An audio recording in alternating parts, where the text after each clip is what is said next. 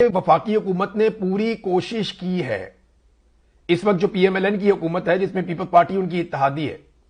उन्होंने पूरी कोशिश की है कि इमरान खान साहब को अस्पताल मुंतकिल ना किया जाए, बल्कि उन्होंने एतराज किया है, बानी पीटीआई को अस्पताल मुंतकिल करने के हुक्म पर एतराज कर दिया।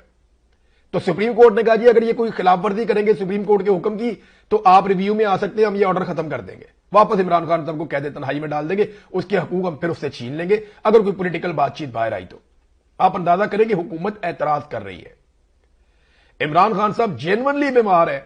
हुकूमत खुद कहती है कि 85% उनकी आंख खराब हो गई है, मेडिकल रिपोर्टें हुकूमत ने खुद लाकर दी हैं, इसके बावजूद हुकूमत एतराज कर रही है कि इमरान खान को अस्पताल मुंतकिल